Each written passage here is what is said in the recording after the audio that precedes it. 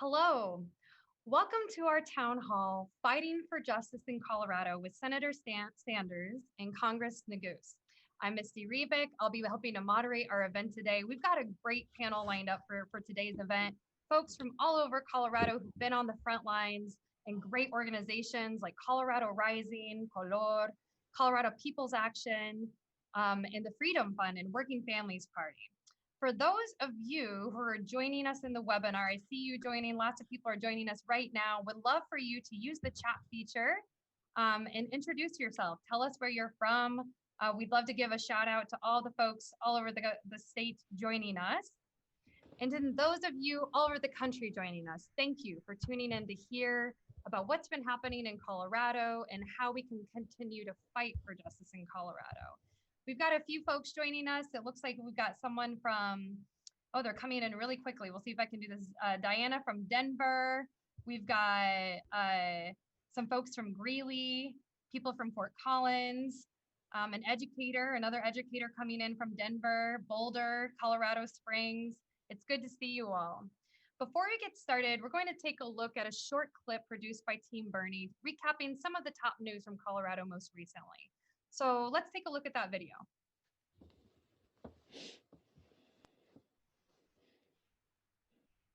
Some states are hit harder than others. Almost 8% of all U.S. tourism jobs are found in Colorado. Lodging, dining, retail, and other businesses rely on a steady flow of visitors. Tourism is a huge industry in Colorado. Many of the festivals this summer that bring in so much money are canceled. In fact, they're going to lose over $22 million in revenue. Colorado is looking at a $400 million hit for fiscal year 2019 to 2020 and a $750 million hit for 2021. That means over $1 billion loss to our state over the next 2 years. We've seen a dramatic uptick in the number of new cases. The high altitude makes any respiratory issue even more complicated.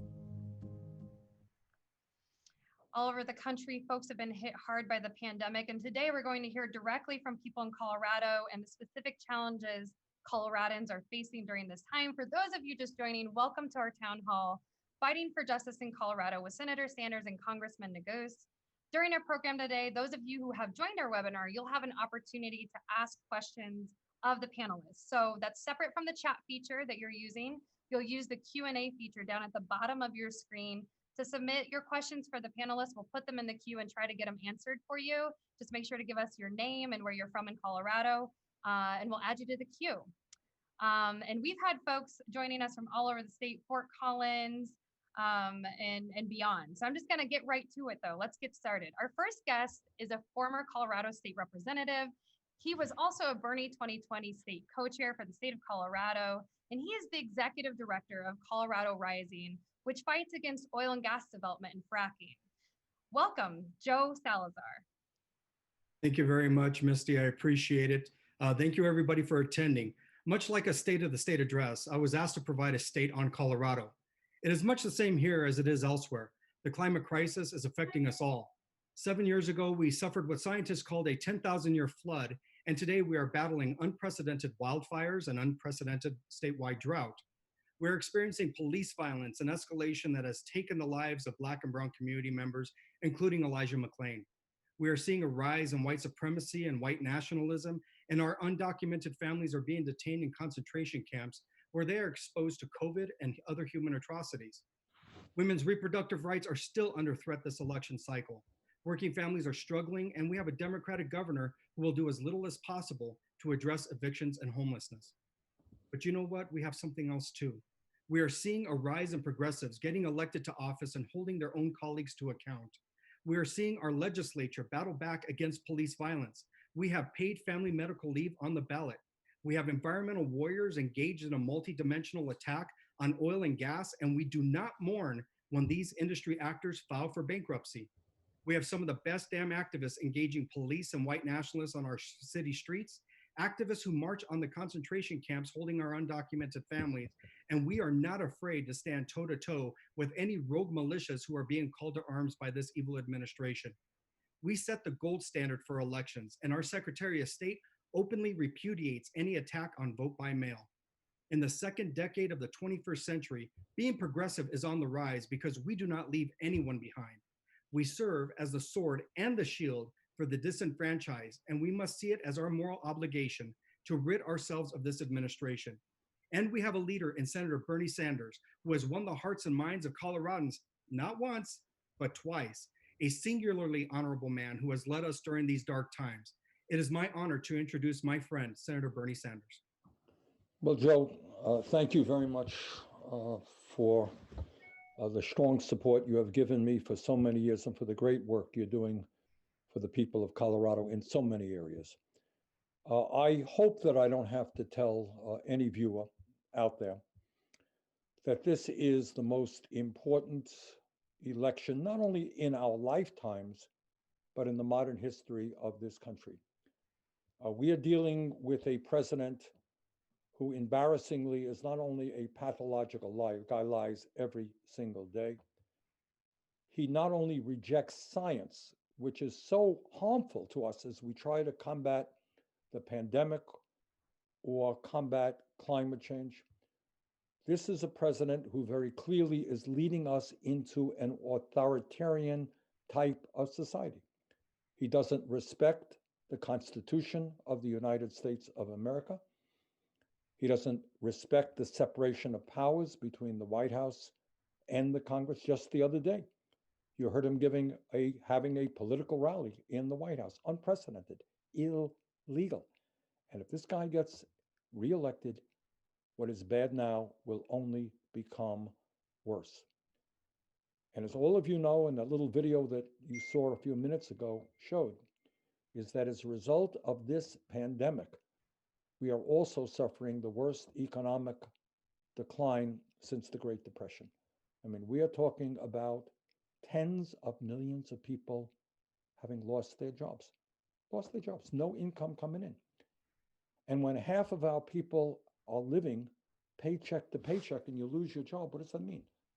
It means you don't have the money to provide health care for your family. It means you may get evicted from your homes. It means, and this is the case for millions of people in this country right now, struggling to literally put food on the table for your kids. This is the wealthiest nation in the history of the world, and we should not have millions of people struggling to feed their families. But the truth of the matter is also that the middle class and working class of this country was struggling before Trump took office. In many ways, it has gotten worse. We are looking today at more income and wealth inequality than at any time in 100 years. So if you are out there and you don't have a job and you can't afford healthcare and you're worried about getting evicted, understand that the very, very richest people in this country have never had it so good. And in many respects, during this pandemic, they're doing even better. They're making billions and billions and billions in profit, while so many of our people are struggling. So this campaign is about many, many things. And Joe Salazar touched on a number of them. It's about the struggle to end systemic racism and police brutality. It's about the struggle to save our planet so that what we leave to our children and grandchildren, I know what a beautiful, beautiful state Colorado is, that the planet we leave to our kids and future generations is one that is healthy and is habitable. And what this election is about is whether or not we're going to have a government and a nation that works for all of our people, or just the very, very rich and wealthy campaign contributors. And what today is about, what this virtual town meeting is about, is to do something that is not done enough. And that is to hear from people on the ground about what's going on in their lives. What's going on in terms of an economy where so many people are struggling? In terms of healthcare, where over 90 million Americans today are either uninsured or underinsured. What's going on in terms of climate change and whether or not we're going to stand up to the fossil fuel industry and transform our energy system? And what's going on with criminal justice and immigration reform? And what's going on about the needs of the elderly and the poor and the disabled? So there is a whole lot to discuss today. And also, what we will be dealing with, and this is really important. We can have all the discussions we want, all the town meetings we want, all the great speeches we want, but none of that means anything unless people come out to vote, to vote. And I would hope very much that in the great state of Colorado, I would hope that we have the highest voter turnout in history. I hope that people will vote early and get their friends and neighbors to vote as well. So with that, I look forward very much to the discussion that we're going to have. I want to thank everybody for joining us today. And now let me introduce to you one of the outstanding progressive members of the United States Congress, your very own Joe Neguse. Joe, thanks so much for being with us. Well, first and foremost, thank you, Senator Sanders. Thank you for your leadership. Thank you for hosting this wonderful virtual town hall for my constituents in the 2nd Congressional District in Boulder and Fort Collins, our Central Mountain communities, Broomfield, everywhere in between, and for everyone in Colorado. And it's wonderful to be able to welcome each and every one of you today. There's a quote from Winston Churchill that I've often found inspiring, which is that you make a living by what you get. You make a life by what you give. And as I think about the impact that Senator Sanders has had during his incredible career in the United States Senate and the United States Congress before that, going back to when he was mayor in Vermont, I think about everything that he has given to our country. He has given his time, his ideas, his passions. He is always fighting for the working families in our country and always has a keen spirit and commitment towards ensuring that we fight for a more equal United States. And so I am very grateful to him for, again, the leadership that he's shown. And I'm certainly grateful to be able to join him on this distinguished panel with Joe Salazar and so many others. And needless to say, I know you know this, Senator Sanders, but you have a lot of fans here in Colorado. I see Nita Ellenbeck Lynch and Jerry Shepard and Drew Romano and a number of others who are watching today. And I know that they're just as thrilled as I am to be able to talk with you today about some of the most consequential issues that I think we've ever faced as a country. As I look at this election and I think about the next 68 days, it's clear to me that our country really is facing 4 simultaneous crises. Of course, there's the public health crisis, the emergency presented by COVID-19, the economic crisis, which has been exacerbated by the public health one, the constitutional crisis, which Senator Sanders referenced as a member of the Judiciary Committee in the House that I've seen up close and firsthand as this president has eroded norm after norm, undermined the rule of law in ways that we simply have not seen before from any president in the history of our country. And then, of course, the existential crisis that we face, not as a state, not as a country, but as a planet, which is climate change.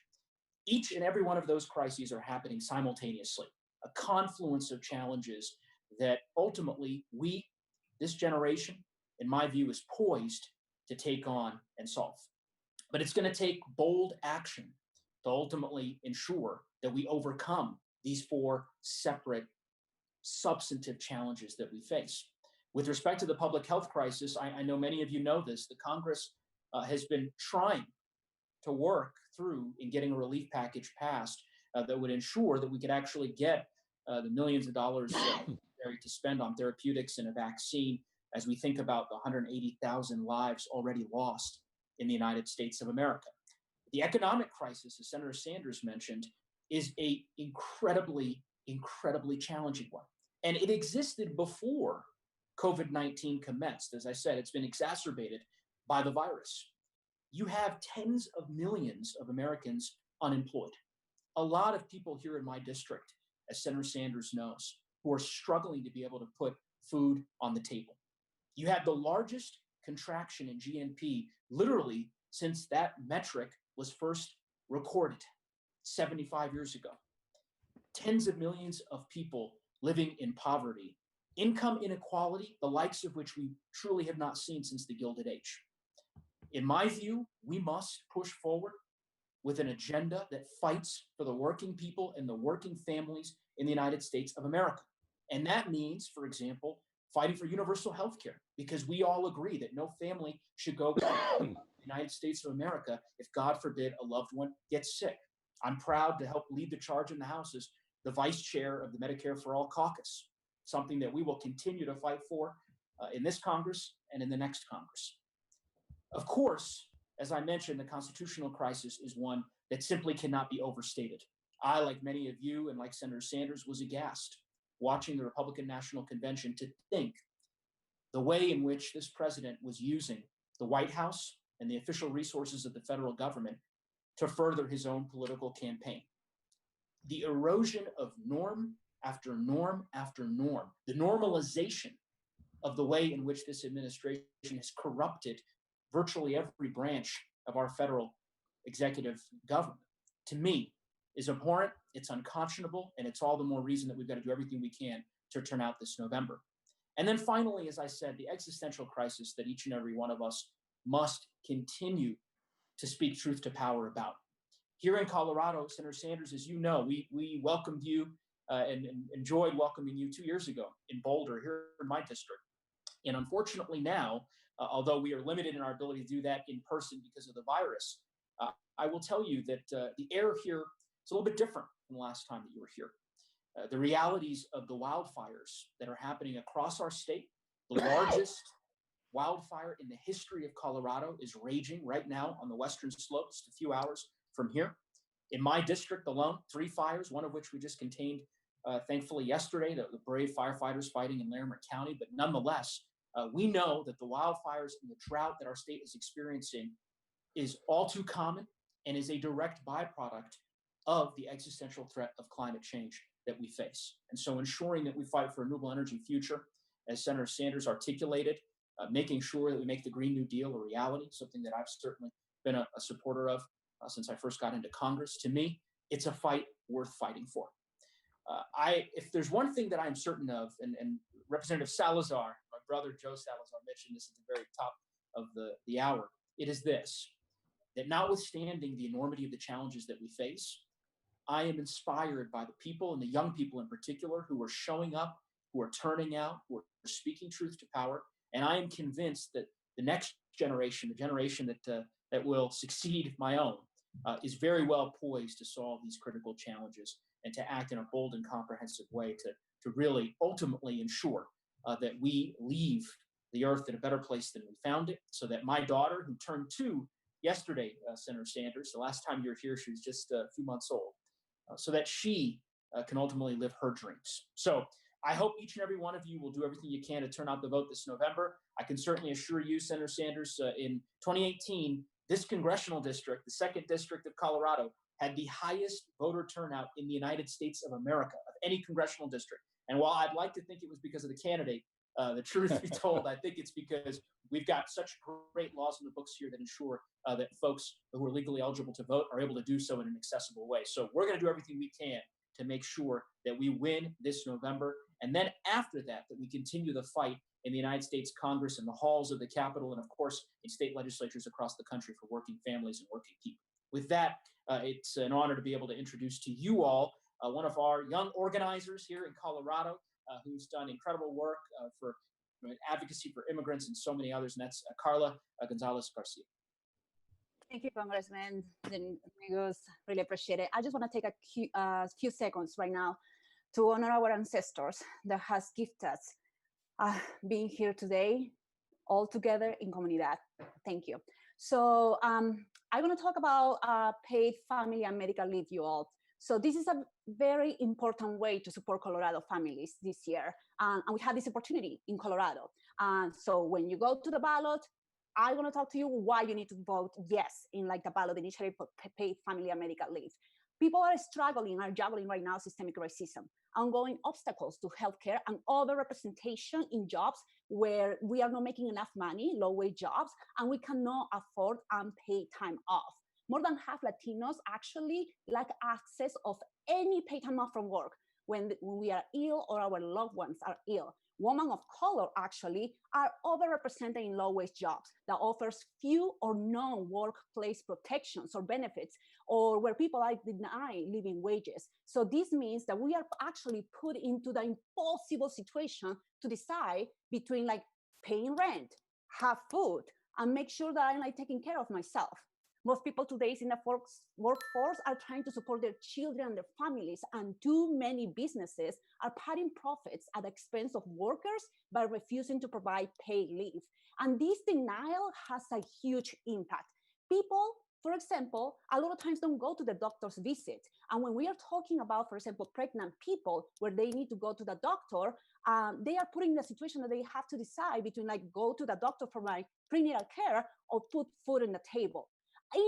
In a moment where right now the United States is facing a huge crisis in maternal mortality, where women of color faces like huge rates of pregnancy complications, and at the same time, Black women are dying 4 more times than white women, this is unacceptable. And to add into all of this, we have about new moms that don't have paid leave. So how they can take care of themselves and their children. And when we talk, for example, about breastfeeding, Black women a lot of times don't have the time to do this because they have to go to work right away. And like if this goes beyond any recommendation that doctors can make.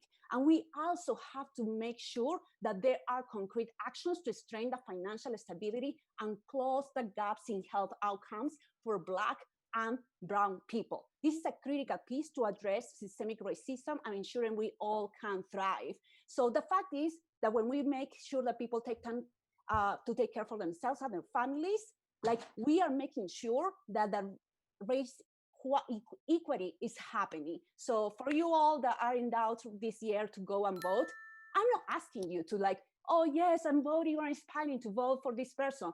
I'm asking you for the lives of people. I'm asking you because right now there are children in cages that are dying.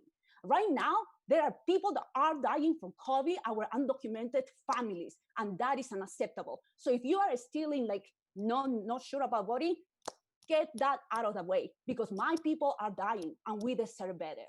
Thank you all. Wow, massive props, big love to my homegirl Carla and to Color, and for speaking truth to power. I mean, it just doesn't get any more plain than that. We have activists all across the state who have joined us here today, and we have one individual who is fighting over in the city of Aurora. He is a high school teacher. His name is Brian Lindstrom. I've been able to get to know Brian for the past couple of years, and Brian is a high school history teacher, a Colorado Working Families Party state committee member, and a union member of both the Colorado Education Association and the Aurora Education Association, and he'll be speaking about the struggles teachers are facing. Off to you, Brian.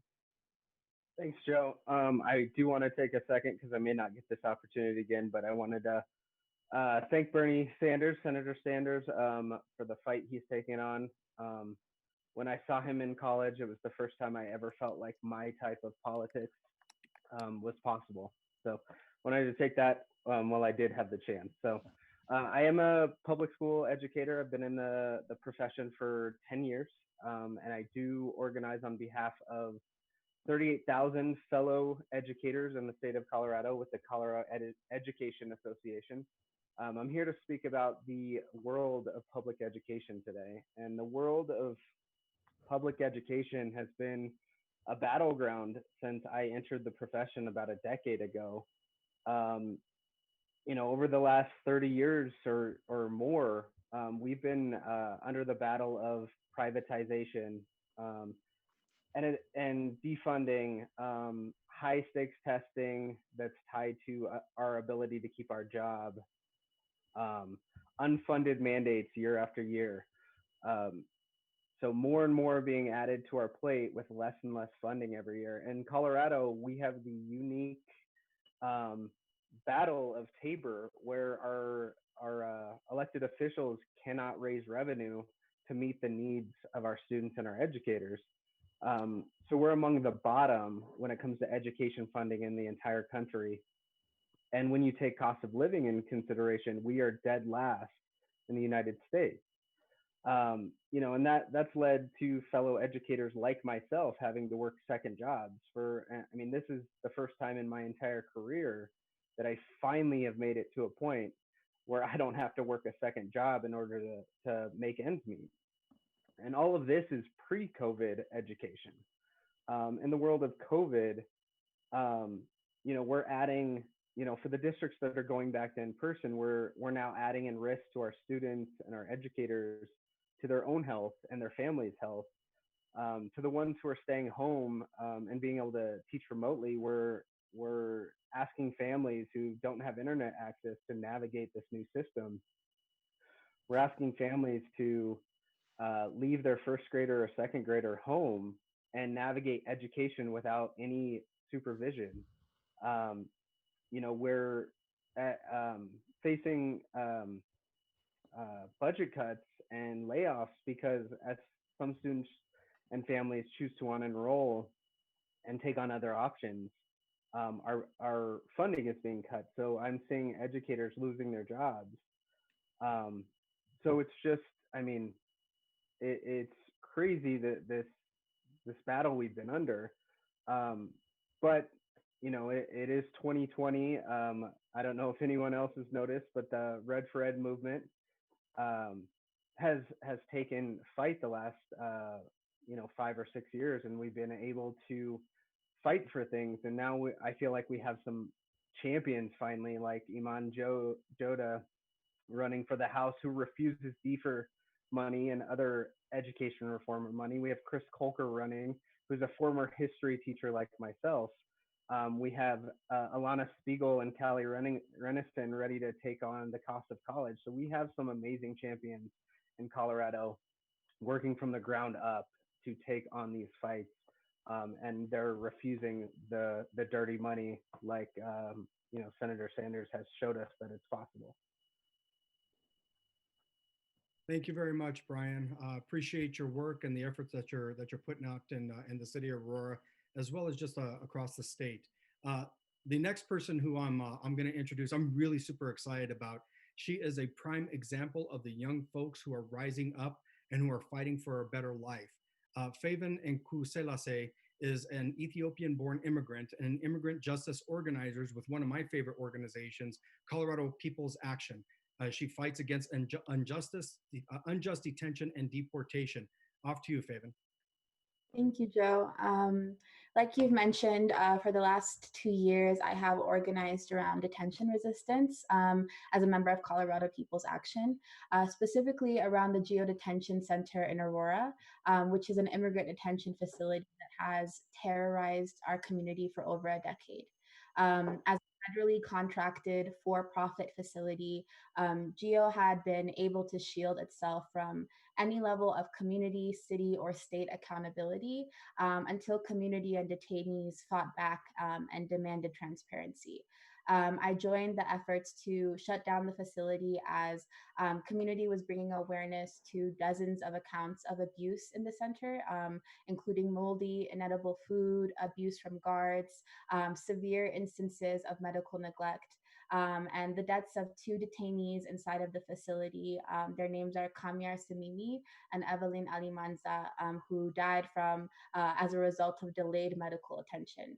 And in 2019, GEO had several quarantines, several outbreaks of chickenpox, mumps, and measles, which are preventable and treatable diseases. So this pattern naturally continued during the COVID pandemic, where there was an outbreak inside of the facility, which could have been stopped had ICE and GEO stopped transferring detainees repeatedly, or better yet, free detainees during a global pandemic. Our community has fought hard to see this facility shut down and see the end of private detention centers in Colorado. Detainees have led hunger strikes and have resisted even while at risk their lives. But they shouldn't have to convince the state of Colorado to stop corporations from profiting from their most traumatic experience. With our efforts, we were finally able to win a bill that gave the Colorado Department of Public Health some jurisdiction and responsibility to inspect the facility. And while GEO had not had any level of that kind of accountability before, this is still a bare minimum win that does not address the presence of these corporations inside of Colorado. It doesn't address the presence of ICE in Colorado. This fight will continue until Governor Polis stands up to ICE and stands up to corporations that are profiting from the suffering and the caging of human beings. Governor Polis has not done enough, and he has the power to end private detention in Colorado and to end the presence of ICE in Colorado. Organizations like Colorado People's Action, we're still continuing to fight. Colorado People's Action is continuing to work to empower communities to fight for structural changes that we want to see on a local and state level, and not only during a presidential election year. So it's crucial to show up on all levels of this fight, and we'll continue to do so until these facilities and ICE are dismantled. Thank you. Thank you very much, Faven. Appreciate you and all the work that you are doing. Next up, what can you say about Elizabeth Epps? When I was a state representative, she was there at the Capitol fighting for bills that targeted police brutality, that targeted the racial discrimination and the systemic discrimination that we see in our society. She's been there for the homeless community. Elizabeth Epps is the founder of the Community Bail Program, Colorado Freedom Fund, which was featured in a recent New York Times article. Elizabeth is a criminal justice reform expert who works for the ACLU and is a Colorado Working Families Party member. Take it away, my homegirl. Thank you, friend. I'm Elizabeth Bepps. I'm an abolitionist with the Colorado Freedom Fund. Abolition is really about creation. So abolitionists work to build communities with clean water and safe air and opportunities for work and rest and play and shelter, and perhaps most importantly, liberty, because we know that when communities have these things, they don't need cages. Long before the world heard of COVID-19, jails and prisons and detention centers were already a public health crisis. So what COVID did is exacerbate and expose the existing injustices of pretrial detention and cash bail, putting our neighbors in cages where they cannot socially distance, where access to hygiene and to personal protective equipment is minimal. Doing that was already inhumane, but to do it during a global respiratory pandemic is obscene. As Senator Sanders has said for years, cash bail is a factor that creates modern-day debtors' prisons. Because of it, people lose jobs, housing, family relationships, their health deteriorates, and bail re-penalizes people for poverty because while they can't afford to buy their freedom, often the very offenses that led to their arrest are acts born of poverty and survival. Now, in Colorado, we've already had multiple known cases of COVID deaths in our Colorado cages. So the reality of COVID plus cash bail is that here in Colorado, for bonds as low as $5 and $10, bonds with which the Freedom Fund regularly pays, that little amount can mean the difference between health and illness, life and death for folks charged with even the most minor infractions. So in Colorado, like most of the country, the district attorney is the single most powerful law enforcement officer in the state. And one of the ways that DAs exercise their massive power is in setting cash bail. There are 22 judicial districts in Colorado. All 22 get to vote on a DA in 2020. And it is that DA, the prosecutor, not the arresting police officer, not the judge, who has the most say in whether our neighbors will be held in a cage pretrial only because of their inability to pay.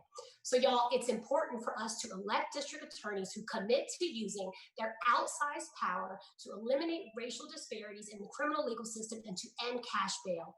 Now, of the contested races in the state, I hope folks will pay particular attention and turn out to vote in Colorado's 1st and 18th judicial districts. JD1 includes Jefferson, JD18 includes Arapahoe and Douglas. We care also very much about Colorado's 11th and 12th judicial districts. These are rural areas. JD12 hit hard by the opioid crisis and with the highest incarceration rate in our state. In all of these areas and in others across Colorado, we have a real opportunity in these districts for potentially truly progressive change. Y'all, the concept of caging people for poverty, this should always be offensive to our sensibilities. But even more so now when we see what COVID has highlighted about existing racial and economic disparities. We need you to help us end cash bail without replacing it with other forms of wealth-based detention. We need you to help us in these local elections. Local elections matter, y'all. DA races matter big time, none more so than November 2020, because poverty is not a crime.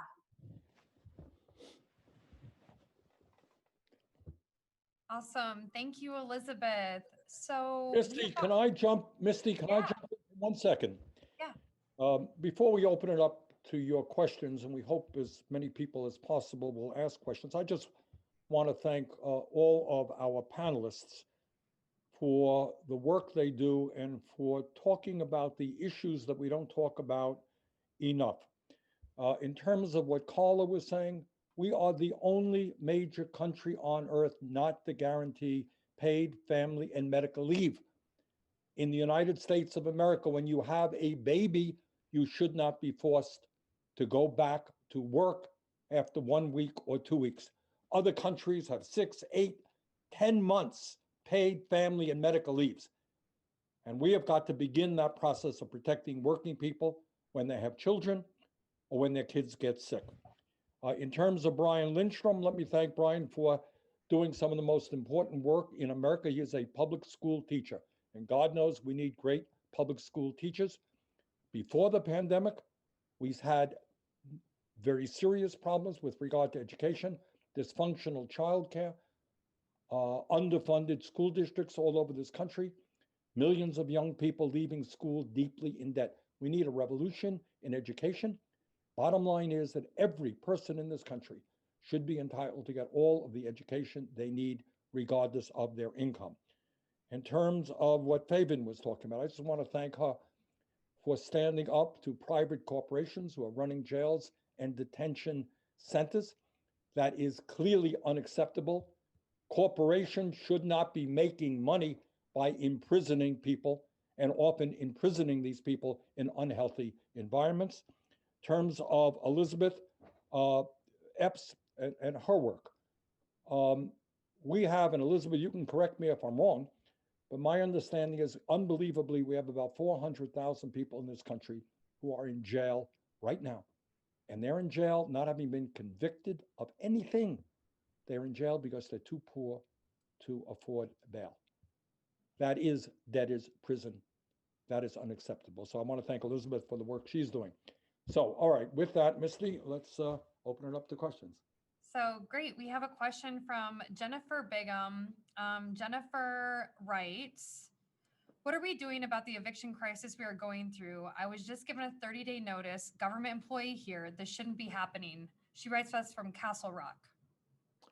Well, let me just say that from the federal perspective, what the HEROES Act passed in the House but ignored by the Republican leadership in the Senate, what that did was maintain a moratorium on evictions. We're looking at tens of millions of people who have no jobs, no income, and they are about to be thrown out of their apartments or their homes. So what the House bill did is continue the moratorium and significantly put a whole lot of money into helping people pay their rent. A moratorium is one thing, but the day is going to come when you're going to have to pay your rent. How do you do that without federal help? That's what we did. And outrageously, and this is really an outrage we don't talk about enough, over 3 months ago, the House did the right thing, HEROES bill. But under Mitch McConnell and the Republican leadership and Donald Trump, we have done nothing in terms of evictions. As some of you will know, Trump pushed forward an executive order. It was fraud, will not keep one person from being evicted. So thanks for that question. We've got to do everything we can. People in America should not be thrown out on the streets.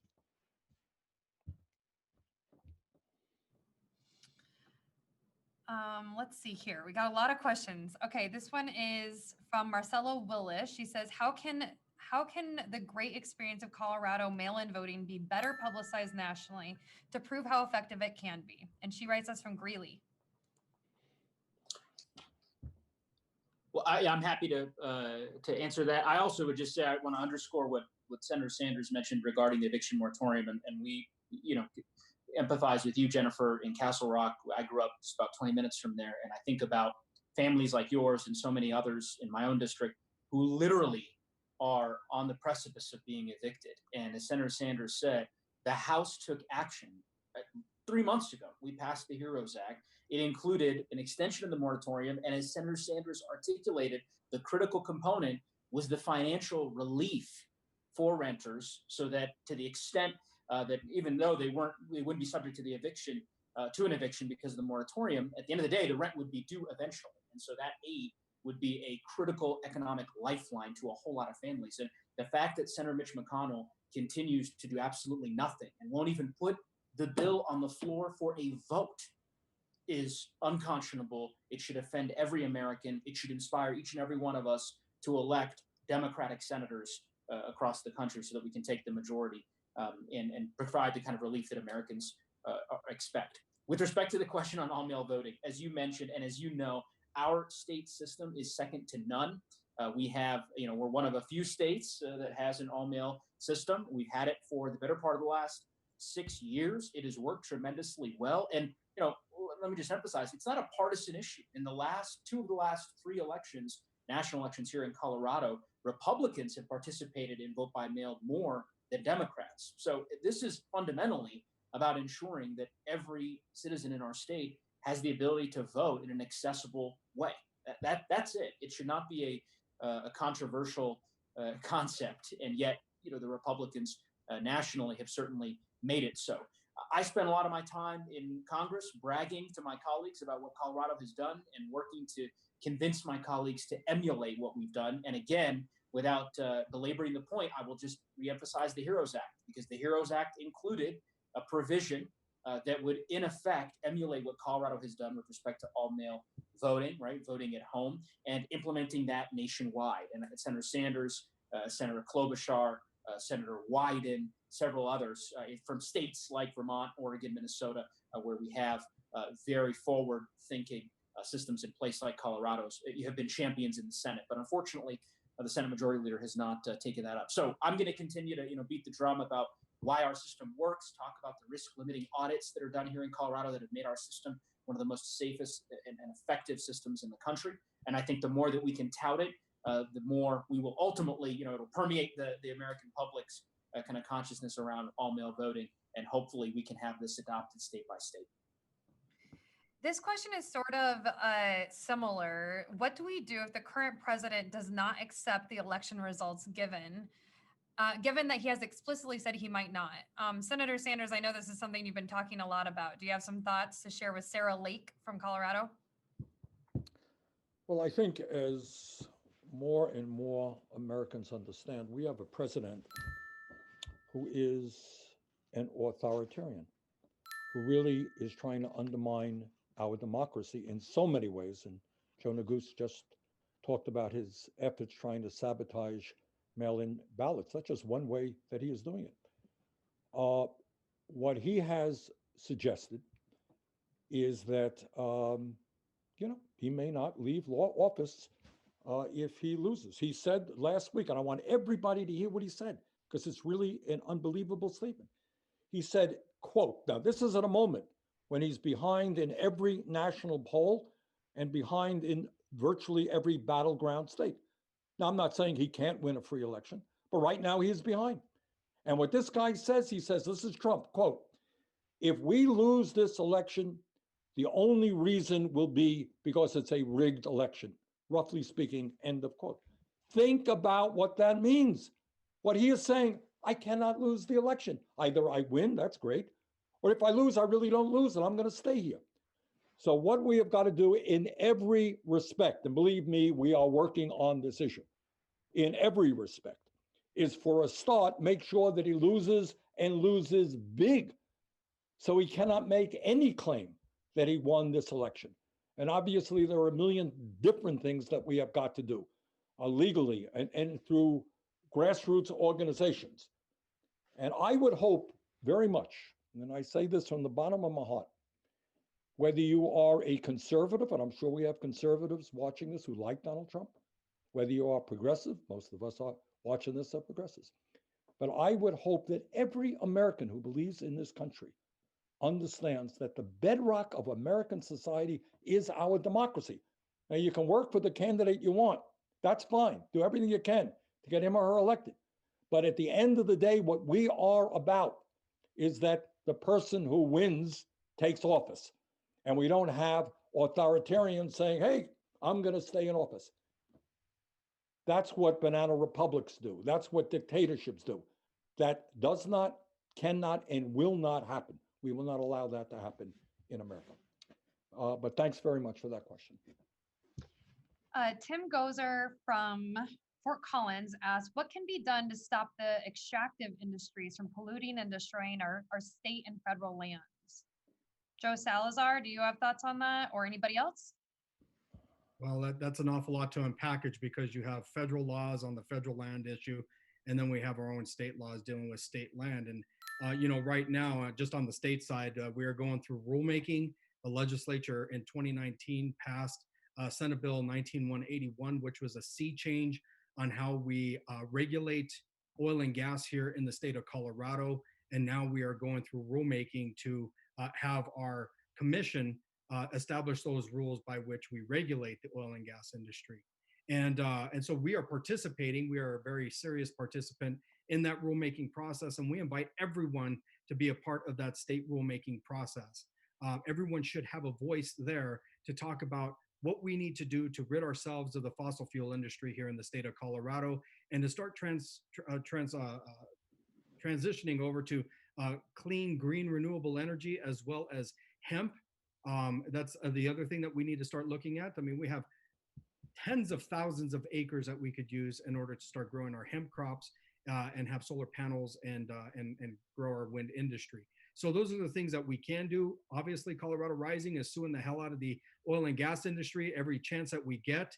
We are trying to re-implement the ban that the city of Longmont had on oil and gas, and that's in front of the judge now, and we should have a decision by November. So there's multiple ways that you can get involved, but the idea is please get involved. Anybody else have comments on that? Okay, let's go to this other question from Amber. Amber asks, how are we helping high school students who struggle with poverty? I work with a group that provides food to students, but now that a lot more remote, we are having issues getting food to them. More than 50% of students skip meals regularly. What can we do? I would love to. I would love to talk about that. I think this is a deep and intersectional issue. Like this goes back to the first question about evictions and housing. Before COVID, where I teach, 15% of my students dealt with unstable housing. So, you know, if they're not having stable housing, they're probably not learning, probably not getting their homework done, let alone needing the food that you're talking about.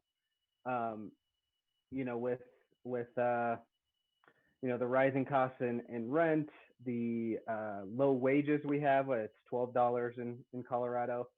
All of these things really intersect to causing this institutional issues. So I think we first obviously need to look upstream.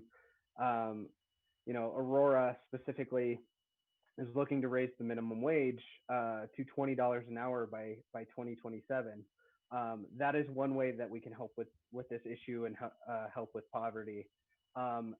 Working towards in the city of Aurora, we have champions like Juan Marcano and Allison Coombs. Sorry, I was looking at your name, Elizabeth. Allison Coombs, Crystal Murillo, really fighting for housing, using strategic models like community land trust, so trying to build in social housing, really trying to attack these things upstream. And then from the school aspect, establishing something called the community schools model, where instead of having this idea that we have now where it's a marketing scheme and schools have to offer, say, hey, we offer IB, hey, we offer AP, hey, we offer these things, come to us. It's a paradigm shift to the other way around. What does the community need? Doing a needs-based assessment on the community that the school serves, and having the school become a community hub for that community. Do you need language classes at night for the parents or the teachers? Do you need that to be an established food bank area? Do you need open Wi-Fi internet access? Does the area not have a rec center? So maybe we need to open up the gym so that teenagers have a place to go. So you, kind of a non-answer answer I'm giving, but it's a very nuanced and intersectional thing that I think we can attack through community schools model and housing models and wages. So to the question of immigration, Harriet Mullaney writes in and says, I work with a lot of undocumented folks. When I hear comprehensive immigration reform, I wonder if it's even possible, certainly not with the current administration in Congress. What are the possibilities to legalize DACA holders, TPS, DED holders, given that many now are essential workers? What can be done to provide them the economic support they deserve as taxpayers during the pandemic and beyond? Senator, do you have any thoughts on that? Sure. I am under rational, non-racist leadership in the White House, I do believe that we could pass comprehensive immigration reform and a path toward citizenship. Certainly, I strongly expect that Joe Biden will reestablish the legal status of the 1.8 million young people eligible for DACA, and take us a giant step forward in ending the kind of divisiveness and bigotry which Trump is fomenting against the undocumented community. I believe that the American people understand that so many of the undocumented today are not only doing critical work, not only putting their lives on the line during this pandemic, they are a key and essential part of our economy. Those are the folks who are picking the vegetables that we eat in this country. I know Trump was saying, let's get rid of all of the undocumented. Right. You ain't gonna have a whole lot of food in your grocery store when that happens. The price of food will soar. So I am optimistic. I know there are a number of Republicans on this issue, especially when they escape the shadow of Trump, who are prepared to work rationally on that issue. Certainly, I hope that under Biden's leadership, with a Democratic Senate and a Democratic House, we will make comprehensive immigration reform and a path towards citizenship one of the highest priorities that we address. And I couldn't agree more with the senator. You know, I serve on the immigration subcommittee of the Judiciary Committee in the House, and my parents are immigrants. They came here from Eritrea as refugees many years ago. And so I have a personal investment in ensuring that comprehensive immigration reform is a reality. And I have every expectation that if we do everything we can in these next 68 days to deny this president a second term, that Vice President Biden, as President Biden, with the Democratic Congress and the Democratic Senate, will make comprehensive immigration reform a reality. And I know that because we've done it in the House. We passed H.R. 6, the Dream and Promise Act, which, as the senator mentioned, both provided ensuring equality and justice for our dreamers, but also the bill included TPS and DED recipients as well. So again, I think there's a path. We've just got to do everything we can to make sure we turn out the vote this November. And I would add, as far as like economically supporting undocumented communities, you have to talk about that while also addressing like ICE and CBP's astronomically sized budget, which only continues to increase. A recent report came out that CBP wasted its humanitarian budget on bikes and dogs, and ended up mismanaging the funds entirely. So you have to talk about what would it look like to defund ICE and redistribute those resources to undocumented communities who actually need it. I would like to add too to this is that there are things that we can do locally, correct? So, and that's in that sense, you have to put pressure to your legislators to make sure that we pass more protections for our immigrant communities. That farm workers get rest, get low wages that they can live on. Right now, here in Colorado, our farm workers do not have living wages and no living conditions. So while we are hoping at the federal level to make sure that there is something going on, we have to act here locally and making sure that you are putting the pressure to your legislators that the policies pass to help our immigrant communities and our undocumented workers that right now are hitting the hardest the most during these times. Another question we got is from Tyler in Denver. Can you talk about what it would mean to end cash bail? Is that something, maybe we can start with you, Elizabeth, and then go around a little bit? Sure. Ending cash bail, we often use that as shorthand for really what we're talking about is wealth-based detention, right? So right now, cash bail is used in Colorado and across the country by DAs and prosecutors to bully people into bad pleas, innocent folks, pleas that they wouldn't have otherwise taken. So when you ask what does it look like to end it, it means putting in place both elected officials and systemic structures that are going to give us an alternative. So when we say ending cash bail, we want to be very clear that we don't mean replacing it with other ways of oppressing people financially, right? So we don't just mean replacing it with ankle shackles and expensive GPS monitors who are tracking people who don't need to be tracked.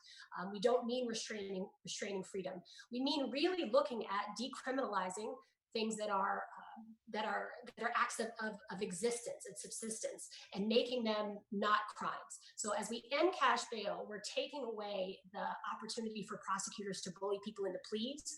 We're giving families, and of course, Black and Brown and Indigenous families are far disproportionately harmed by this, as are immigrants in Colorado.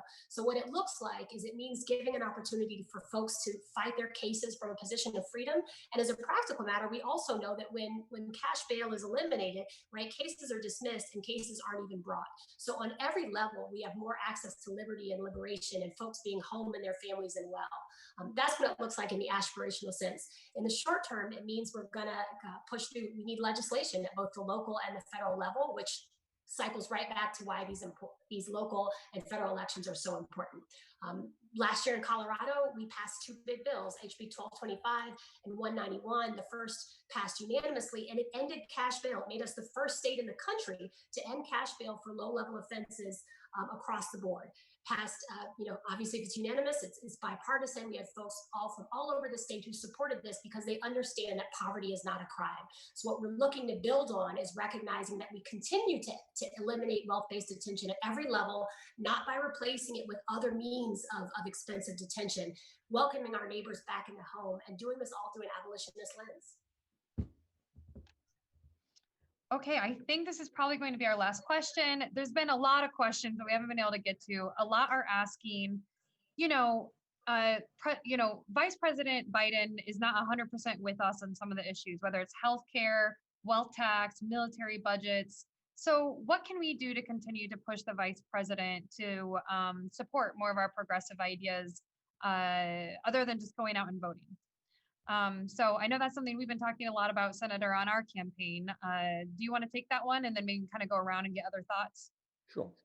Look, it is no great secret that Joe Biden and I, and I'm sure many of you, have very strong disagreements on many, many issues.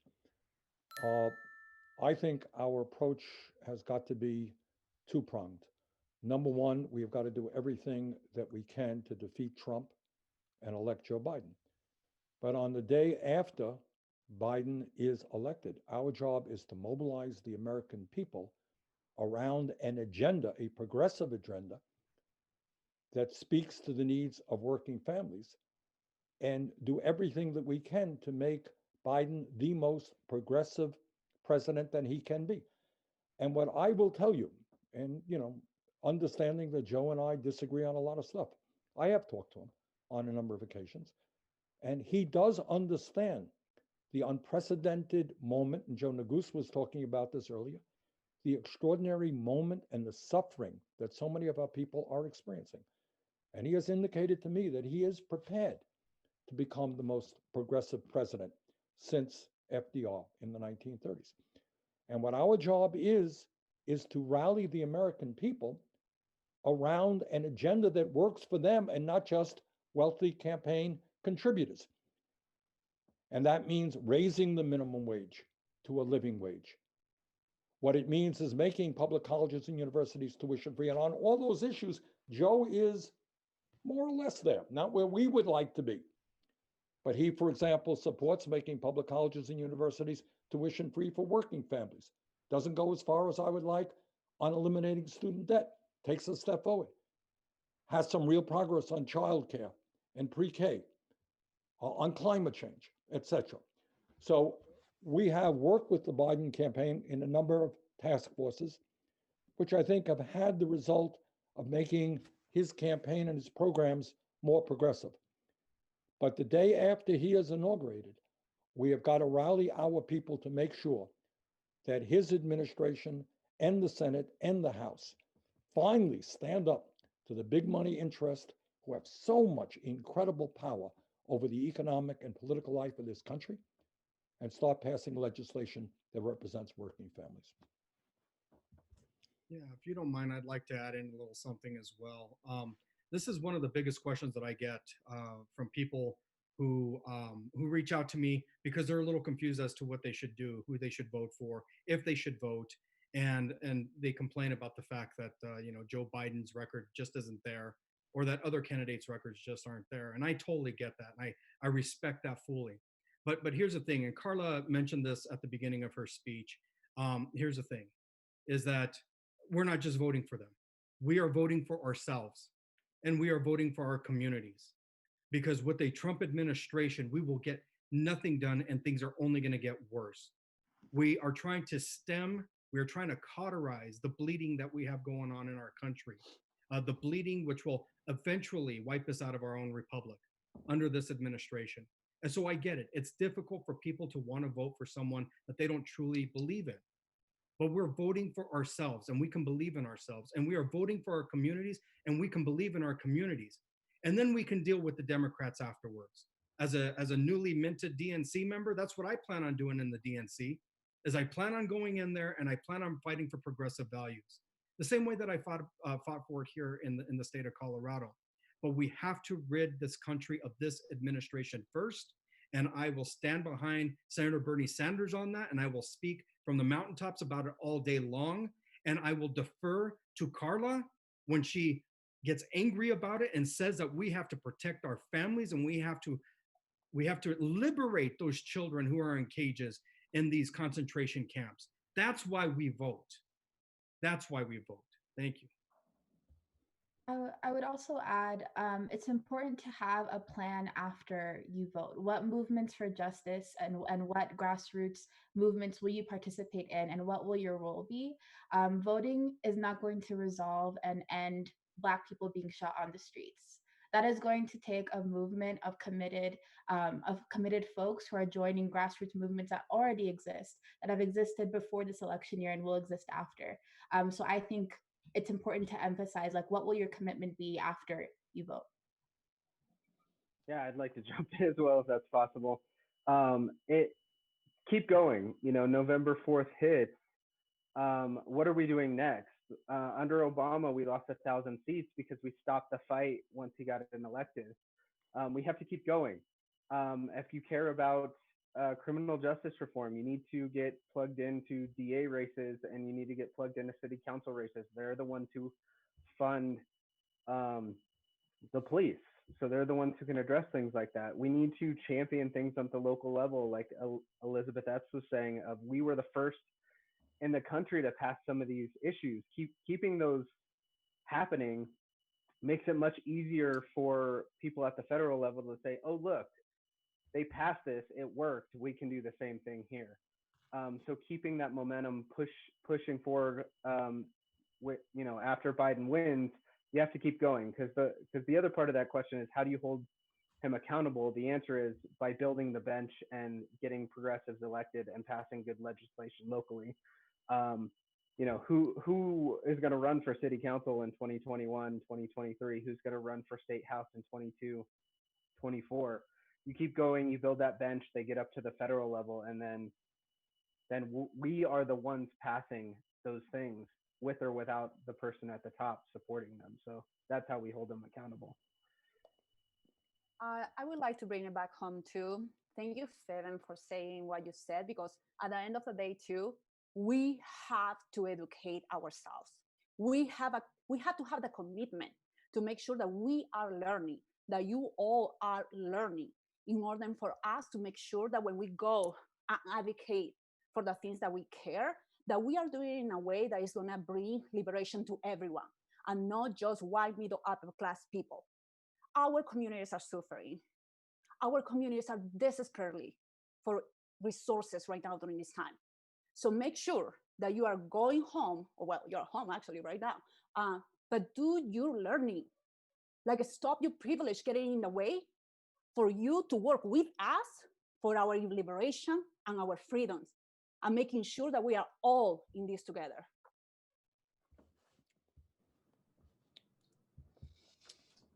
All right. So we have heard a lot about what's happening on the ground in Colorado from so many amazing panelists today. Thank you for sharing your powerful testimonies and telling us what's been going on the ground. Joe, I want to kick it back to you for all of those folks who are also writing in. People have wrote, what can young people do who can't vote yet? What can I do to support? How can I be organizing? I know you've got a long list of things that people in Colorado can do and all across the country right now. So I'll kick it to you, Joe. Thank you very much, Misty. Thank you to the team as well for organizing this and for bringing us all together. We as progressives are famous for our calls to action because we believe in walking our talk. So here's my call to action to you. Vote, vote, vote. We need to vote Donald Trump out of office. He is the most dangerous president in modern history. We need to vote Mitch McConnell out of office and get the US Senate back in the hands of Democrats. We need to vote down and up the ticket from district attorneys, state representatives and senators, US Senate and president. Every position is vital to our republic. We need to vote for the paid family medical leave ballot initiative, and we need to vote down those ballot measures that attack reproductive freedom and target our immigrant families. Colorado is the voting gold standard.